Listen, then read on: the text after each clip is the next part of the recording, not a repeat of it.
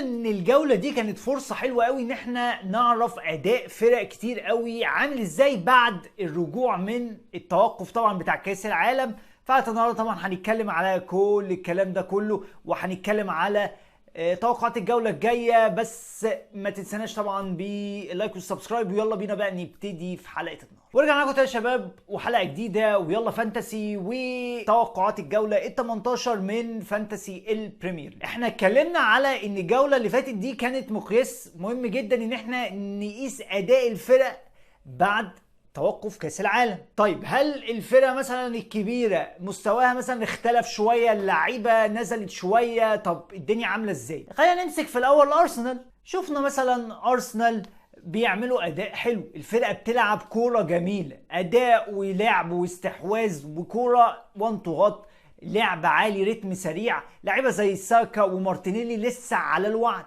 الاتنين سجلوا في المباراه اللي فاتت. اوديجارد برضو كان حاضر بصناعه الاهداف.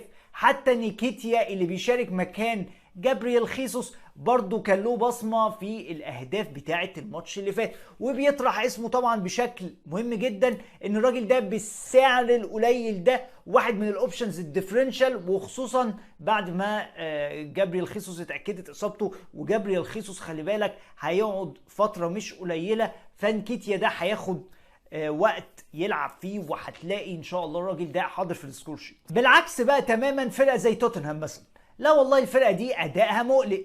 شفنا اي نعم هم قدروا ان هم يرجعوا تاني 2-2 بعد ما كانوا خسرانين 2-0، بس ده مش اداء فرقه بحجم توتنهام اللي عندها لعيبه كتير اوت اوف فورم زي سون مثلا وغيره. بس المطمئن ان هاري كين هو يظل هاري كين. يعني هاري كين اللي بيسجل جول كل ماتش، هو مش لاعب انفجاري قوي في الفانتسي السنه دي، ولكن هو كونسيستنت الى حد كبير. متروفيتش برضو غفل ناس كتير قوي بعد طبعا ما كان في شكوك حوالين اصابته، بس الراجل نزل ولعب وسجل هدف وعمل اسيستين. وخلي بالك يمكن ما تتصدمش ان متروفيتش كانت الاونر شيب بتاعته في هذه اللحظه 18%. لاعب يعتبر هو مثلا افضل مهاجم بالسعر ده بالقيمه دي، غريب جدا ومقلب كبير جدا خدوا لعيبه الفانتسي. وده اللي اتكلمنا عليه في الحلقه اللي فاتت. افتكر ان احنا قلنا ان متروفيتش لسه هياخد دقايق، ولسه الراجل عايز يقيم حالته.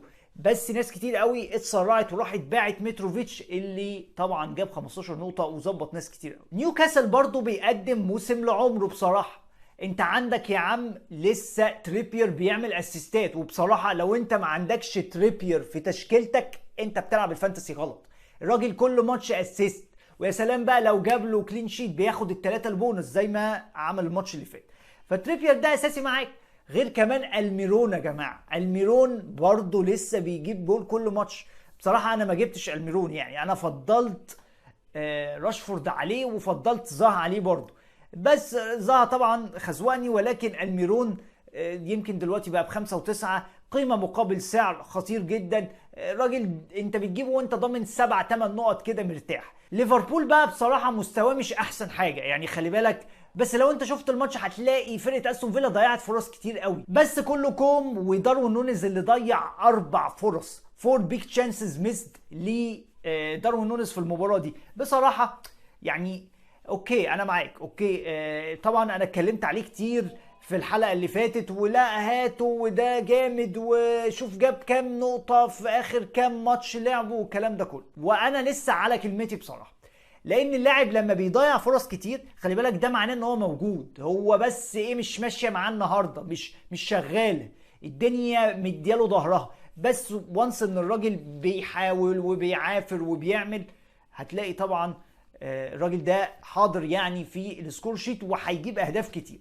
اما صلاح بصراحه انا مبسوط جدا باداء صلاح الجوله اللي فاتت. الراجل سجل جول وعمل اسيست وكان عنده اكتر. يعني لو كان داروين نونيز حاضر باهداف وخلافه كنت هتلاقي مثلا صلاح ممكن مثلا دخله في 18 نقطة ولا حاجة في الجولة دي، ولكن داروين نونيز ما كانش موفق. بس صلاح مستوى مبشر، ممكن تفكر في صلاح في الفترة دي انك انت تجيبه. اما بقى الكسندر ارنولد بصراحة هو مش موجود، يعني ارنولد السنة دي مش في احسن حال بصراحة. اداء وحش، وحتى اتبدل في خلال الماتش مش مقابل السعر ده بصراحه. يعني النقط دي ما تاخدهاش بلاعب ب7 وشويه، لا بصراحه كتير قوي ممكن تريح ارنولد وتشوف حد تاني بالسعر ده. برضو تشيلسي راجع بقوه يا جماعه، اي نعم انا ما اقتنعتش قوي باداء تشيلسي، ويظل مشكله تشيلسي انت مش عارف تجيب مين يجيب لك اتاكينج ريتيرنز في فرقه تشيلسي. طب هجيب هافرتز ولا ماونت ولا ستيرلينج ولا مين ماسك الدنيا هناك؟ ما حدش عارف. بس دفاعيا زي ما اتكلمنا وكلمتك في الحلقه اللي فاتت، كيبا يا جماعه، كيبا قدم ماتش كبير. الراجل عمل تقريبا 4 سيفز ولا 5 سيفز، واخد 2 بونص في المباراه دي، وجاب 9 نقط توتال، ولسه ماتشاتهم حلوه، واللاعب بسعر ممتاز. احنا بنتكلم في 4.5 4.6 ممكن يكون غلا واحنا بنتكلم. اليونايتد بقى كان جمال ودلال بصراحه، وانا مانشستراوي وكنت متكيف كده وانا بتفرج. راشفورد، لا يا جماعه راشفورد حلو، وده اللي انا كلمتك عليه في الحلقه اللي فاتت. قلت لك خلي بالك مانشستر يونايتد بعد القصه بتاعت كريستيانو لا هتلاقي اللعيبه عايزه تثبت نفسها. لا يا جماعه احنا جامدين من غير كريستيانو، معلش احنا نقدر نكسب، احنا نقدر نكسح الفرق اللي قدامنا من غير كريستيانو، وده اللي احنا بنشوفه. فرقه كسبت 3-0، اداء حلو. راشفورد بصراحه فايق، الراجل جاب جول واسيست، ظبطني جامد قوي. هو ما كانش ديفرنشال اللي هو تقدر تقول عليه ديفرنشال قوي بصراحه، ولكن الراجل برضه ستيل اونر شيب 30%. عندك انت اتظبطت، مش عندك برضه خسرت نقط. الراجل جوارديولا بقى عمل عملته وكالعاده، قعد فودن وكانسيلو ورزانا بجريليش. جريليش يا جماعه يعني ضيع فرص كتير قوي. يمكن الحاجه الوحيده اللي هو عملها حلوه في الماتش ان هو بص كوره لهالاند يسجل الجول، يعني فعلا يعني. غير كده لا، جريليش ضاع كتير قوي قوي قوي. بس هالاند برضو لسه بيثبت ان لا يا جماعه انا فايق ومكمل بالمستوى ده. يعني انت لو انت قلت والله بعد كاس العالم بقى مستوى هينزل والكلام ده، لا الراجل رجع وسجل هدفين، 20 جول في 14 ماتش. انت شايف الرقم، رقم جامد قوي. نمسك بقى كيفن دي بروين. والله الناس بتقول لك ايه، والله الناس اللي جابت صلاح على كيفن دي بروين الناس دي كسبت. كيفن دي بروين يا جماعه عمل 4 كي باسز في الماتش وخلق فرصه محققه للتسجيل، ولكن هالاند ضيعها. بس لو كان الدنيا ماشيه شويه مع مانشستر سيتي ومع هالاند ولاعيبتهم، كنت هتلاقي كيفن دي بروين ده على الاقل طالع باسيستين، واكيد ده هيدخله مثلا ياخد له نقطتين بونص. افريج الجوله دي كان 72 نقطه، انا جبت 85 نقطه. كان بصراحه يعني اداء حلو جدا، عندي مبسوط. شفت جرين ارو تاني وصل، يعني زدت مثلا بتاع 350 الف مركز عن الرانك القديم بتاعي، ومبسوط. يمكن ادي دي تاني او تالت جولة على التوالي بشوف جرين اروز، وبحاول بقى الحق الكوارث اللي حصلت في اول الموسم عندي. فنسأل الله يعني التسهيل كده والدنيا تفضل ماشية، والتشكيلة اللي انا حاططها الدنيا تمشي فيها. طبعا هنتكلم على الجولة الجاية، ولكن قول لي بقى تحت في الكومنتس انت جبت كام نقطة، ولو عندك اي استفسار عن اللعبة سيب لي تحت في الكومنتس، وما تنساناش طبعا باللايك والسبسكرايب. وخلينا بقى ندخل نتكلم على الجولة دي. خلي بالك في الفترة الجاية متوقع ان هيظهر دبل جيم ويكس في الاسبوع ال20 وال21. انا بغششك شوية قدام، يعني الكلام ده مثلا كمان 3 جولات. خلي بالك انت الجولة دي هتبتدي يوم الجمعة 30، بعد كده هنريح زي يومين وهوب وندخل على الجولة اللي بعدها يوم 2 يناير، وبعد كده هنرتاح شوية يعني. فخلي بالك في دبل جاي، في دبل جاي، ودبل هيظهر، لان خلي بالك في اسبوع اللي هو بتاع وفاة الملكة اليزابيث ده لسه ما تظبطش. يعني احنا ما عرفناش الاسبوع ده هيتلعب امتى. وارد جدا تلاقي والله اسبوع مثلا انت بتلعب 20 ماتش، يعني اسبوع باسبوعين بالبلدي كده، تلاقي بقى كله عنده دبل وكله والدنيا حلوه. فخلي بالك من النقطه دي. غير طبعا الفرق اللي احنا اتكلمنا عليها في الحلقه اللي فاتت اللي عندها دبلات. يعني انت عندك مثلا تشيلسي والله عندهم دبل، مانشستر سيتي عندهم دبل. الكلام ده احنا بنتكلم على مثلا الجوله ال19 وال20، فانت عندك يعني فرق عندها دبل، وهيظهر متوقع دبل كمان في الفترات الجايه. فخليك حريص شويه في تبديلاتك. يعني ما تشتريش لعيبه وتقول مثلا ايه والله انا هشتري اللاعب ده الجوله دي وابيعه الجوله اللي بعد كده، لا، هيظهر فرص جديده وهتظهر دبلز هتبان قدام معاك، فيعني خليك حذر في النقطه. طيب نشتري بقى مين للجوله الجايه؟ انا شايف ان مركز حراسه المرمى، ولو انا بقول لك حد غير كيبا انت ممكن تقفل يعني تقفل الفيديو دلوقتي وتروح تتفرج على حد تاني.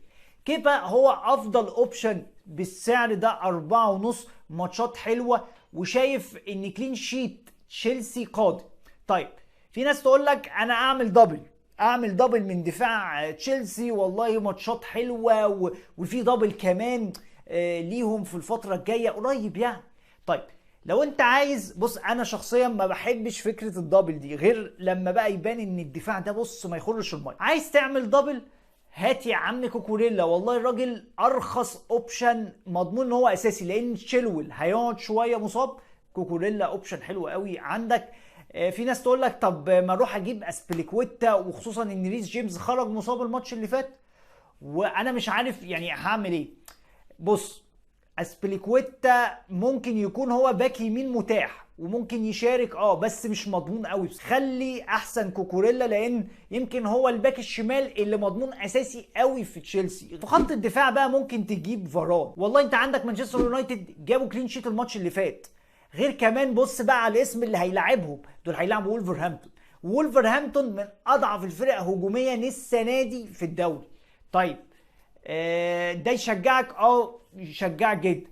خلي بالك انت لو بصيت على فرقه وولفرهامبتون ممكن مش هتلاقيهم مسجلين، يعني الفرقه كلها على بعضها كده مش مسجله اكتر من 15-16 جول. 15-16 جول في كام جوله يا عمي؟ احنا اهو دلوقتي داخلين في الجوله 18. طيب لو مش عايز بقى فاران ممكن تروح لحد زي روبرتسون انا شايف ان كفته بترجع اكتر عن حد زي ارنولد، وخصوصا الناس يعني ممكن تكون زعلت شويه ان انا قلت يعني بلاش تجيب حد من دفاع ليفربول، بس يعني كان ظاهر نقط ضعف كتيره قوي في دفاع ليفربول في مباراه استون فيلا.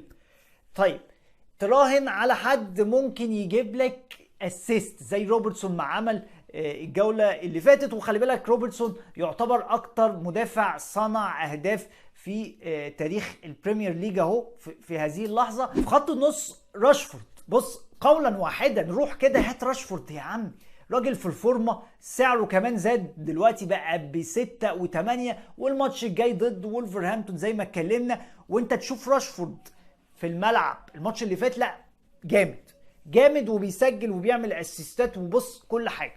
وانا شايف ان هيبقى فيه فوق المانشستر يونايتد في الكام ماتش الجايين دول. ليه؟ لان دخلت ان احنا جامدين جدا من غير كريستيانو رونالدو يا عم. راشفورد اوبشن لازم يكون معاك بصراحه في الفتره دي، وماتشات برضو زي ما اتكلمنا ماتشات سهله وحلوه قوي لفرقه مانشستر يونايتد. عندك كمان اوبشن يعني ممكن ناس كتير تستغرب اللي انا هقوله، وهو سولي مارش طبعا لاعب فرقه برايتون البيون، اوكي هيلعبوا الماتش الجاي ارسنال، ولكن هتلاقي سولي مارش ده صاحي كده وهيعمل قلق في المباراه دي، هتلاقي هيسجل هيعمل اسيست. في ناس تقول لك والله تروسرد بتاع الماتشات الكبيره، عندك ده او ده، ولكن سولي مارش ديفرنشال قوي جدا وشفناه الجوله اللي فاتت، لا الراجل سجل وعمل اسيست وعمل شغل جامد، في حين ان يعني تروسرد ما كانش يعني على قد الميعاد اللي احنا كنا منتظرينه. ولكن مارش ضد ارسنال شايفه اوبشن ديفرنشال خطير جدا، هاته عندك في الفريق. في خط الهجوم طبعا يعني انا مش هقول لك بقى هالاند وكين ومش عارفه مين لا والله الناس دي يعني اونر شيب عاليه قوي، انت مش محتاجني ان انا اكلمك في اللعيبه دي. في ناس تقول لك والله طب انا اتخلص بقى من داروين نونيز عشان هو والله بيستعبط في الملعب. بص انا هقول لك لو انت عندك داروين نونيز والله يا عم سيبه. ليه سيبه؟ الراجل ده بيشوت، الراجل ده رخم يعني، دايما عامل قلق كده، بيجري بيرخم على المدافعين، بيشوط كتير. خلي بالك معنى ان هو بيضيع بيك تشانسز ان هو بتجيله بيك تشانس، يعني الراجل بيشوط وبيجتهد، وارد ان هي ساعات تضربه بالجزمه وما تجيش معاه خالص، ولكن ده معناه ان الراجل ده هتلاقيه ان شاء الله يعني حاضر وبيعمل شغله. برضو عندك يا عم واتكنز، بص على واتكنز كده واحصائياته في اخر 4 ماتشات لعبها مع فرقه استون فيلا. والله واتكنز مسجل هدفين وعامل اسيست. وكمان يعني مثلا ممكن بعد الماتش الجاي هتلاقي يعني لا فرقه استون فيلا ادائها هيتحسن وماتشاتها هتتحسن، فواتكنز هيكون اوبشن حلو وديفرنشال خطير جدا، اونر شيب تحت ال 5%، فالراجل ده وقت ما يعمل هيظبط. اما اخر اوبشن طبعا في خط الهجوم هو هيكون متروفيتش. يعني يا جماعه متروفيتش صدمه حضاريه ان الراجل ده الناس كانت داخله الاسبوع ال 17 وهو اونر شيب 18%، وفي ناس كمان مقعداه على الدكه. فالراجل ده لو انت كنت جايبه معاك، فالراجل ده عمل لك شغل وفرق معاك في الرانك. ويمكن المشكله شويه في الرجوع الفانتسي ان ناس كتير قوي جايبين نقط كتير قوي، وانت مهما بتجيب نقط الرانك بتاعك ما بيزيدش قوي برضه. يعني انت مثلا بتتكلم في افريج 72 نقطه، اللي هو يا جماعه صباح الفل، ايه ده مش افريج عالي، ده عالي جدا. فاللي هو انت مثلا جايب مثلا 90 نقطه، وانت ممكن الرانك بتاعك ما زادش اكتر من 350 الف مثلا ولا 400 الف مركز على العالم، مش اللي هو بقى ايه مكسر الدنيا وناطط لك مثلا بتاع مليون مركز ولا حاجه. اما بقى فقره الكابتنه، وبص يعني احنا هنغير اسم فقره الكابتنه دي، هنخليه فقره كابتنه هالاند. بص راح دماغك. بص هو الهايست اونر شيب، هو الهايست كابتن، هو مثلا ممكن الكابتنه بتاعته 80%. هالاند يا جماعه يعني خلاص انت الراجل ده ماشيه معاه، وكل ماتش بيجيب لك 10 15 نقطه، مش هتكابتنه ليه تاخد ريسك بقى وتروح للعيبه مش عارفه عامله ازاي؟ بص راح دماغك، هالاند يا عم كابتن وش. يمكن لو ماتش صعب اقول لك ماشي، ممكن تفكر في حد تاني غير هالاند، ولكن كله انا وانت وبص كل الناس اللي بتتفرج علينا دلوقتي هتكابتن هالاند. برضو عندك صلاح، والله صلاح اوبشن حلو، ممكن تكابتنه. ولو انت عايز تتميز شويه وتاخد ريسك، كابتن هاري كين، هو راجل كونسيستنت، هيجيب لك 8 نقط 9 نقط 10 نقط يعني لو ربنا كرمه قوي، بس ما تتوقعش منه انفجار، ولكن هو حل ديفرنشال في الكابتنه، لو ضرب معاك هيفرق معاك بشكل كبير جدا. دي كانت حلقتنا ويلا فانتسي، وكالعاده ما تنساناش باللايك والسبسكرايب، وما تنساش تقولي تحت في الكومنتس لو انت عندك اي استفسار عن اللعبه، وتقول لي جبت كام نقطه الجوله اللي فاتت. ونشوفكم ان شاء الله في الحلقه الجايه. خلي بالك الديدلاين هيبقى يوم الجمعه مش يوم السبت، ما تسرحش. خليك برضو اعمل تبديلك كده على يوم الجمعه مثلا الساعه 3 بتوقيت مصر، تكون على الاقل الرؤيه يعني وضحت شويه، مين لعيبه، تكون سمعت المؤتمرات الصحفيه، شفت المدربين بيقولوا ايه. وهنكون طبعا احنا معاكم على تويتر، هتلاقي لينك الاكونت بتاعي تحت في الديسكريبشن، ما تنساش تعمل لي فولو، ونشوفكم ان شاء الله في الحلقه الجايه. ويلا فانتسي.